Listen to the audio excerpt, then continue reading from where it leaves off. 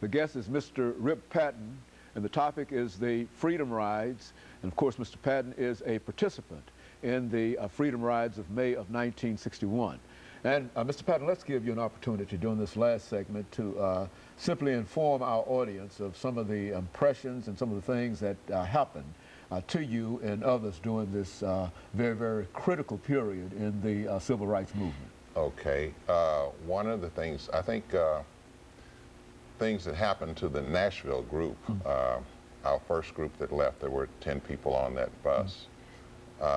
One of the things that we have to realize is that there was danger there. They knew that. And they also knew that this was something that had to be done. And when on the Saturday morning, they departed from Birmingham to Montgomery. Now, as I stated earlier, the FBI has to know, so they had everybody made the phone calls to let the FBI know. Of course, they already knew with these people in jail. When the bus pulled into Montgomery, the students on the bus noticed that there were no people around the bus terminal, which was strange. There were photographers on the bus with the students. The photographers got off first. And when they got off, this is where this mob came from nowhere. They attacked the photographers and camera people first, broke up their equipment. Apparently, they didn't want the nation to see what was going on. And when the people on the bus saw this, this is when they started scattering, because they knew that this was going to be a bad day. There are some pictures that you've probably seen in Life magazine of John Lewis and Jim Swerd. I think John has a patch on his head and Jim has lost a tooth or what have you. There were some other injuries in that. A young man who was a student at American Baptist, he was hospitalized. Someone had a long rod, steel rod, and he was on the ground. They was trying to push it through his ear. He's no longer with us. After that, he was never quite right. Again. There were a couple of students who got away in a taxi cab, so everybody just scattered. They were running.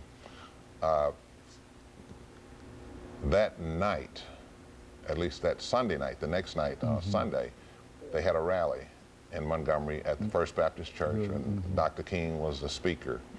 Now, on that Saturday, that's when I left to go to Montgomery. My portion of the Freedom Ride started in Montgomery, but before that, after I was working the office, and I said, there's no way that I'm going on a Freedom Ride. I'll stay here and do what I can from this end. But you never know what the man upstairs is going to do to you and what he wants to do through you. I went home. We got a call that we needed more Freedom Riders. I went home and put my suit and tie on, came back to the office. We rented a car, called the FBI to let them know that there was a group in a car driving to Montgomery. And I didn't tell my mother.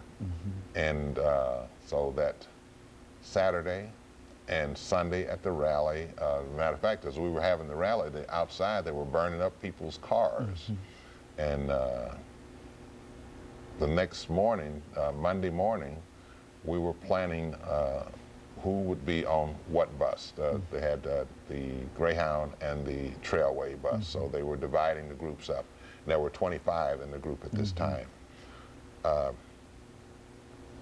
I was on the second bus with Dr. Lafayette. The first bus left, and what we didn't know was that we had the National Guard, Alabama National Guard, on the bus, in cars, and in the air. Took us all the way to the Mississippi state line, and then the Mississippi National Guards took over and took us on into Birmingham, I'm sorry, into Jackson. When we arrived at the Jackson bus terminal, we were arrested for a breach of peace. and disorderly conduct. They dropped the disorderly conduct and charged us with breach of peace. And of course, we all decided that we would stay in jail. And that was a $200 fine or 67 days in jail. The next thing, we were moved to the city jail. Now, in the city jail, apparently they hadn't used the part where they sent us. And there was segregation in the jails. All the blacks were in one portion of the jail. We couldn't see any whites. The white males were in a separate place. The white females were in a separate place, and so were the black females.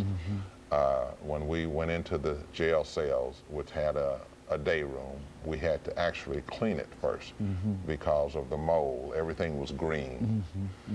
And with the first group, whenever they would move us, they would move the first group. They filled up the city jails. They moved us to the county farm, which we stayed for maybe 2 days, brought us back to the city jail. And what was happening was they were making preparation to take us to Parchman, the state penitentiary, state penitentiary to minimum security. So after they did all the paperwork, they took us to Parchman, and that was quite a group that went to Parchman. One of the things I remember that was very shocking to me, that was there were quite a few hunger strikes that went on. In the prison? In the prison. Well, actually in the city jail.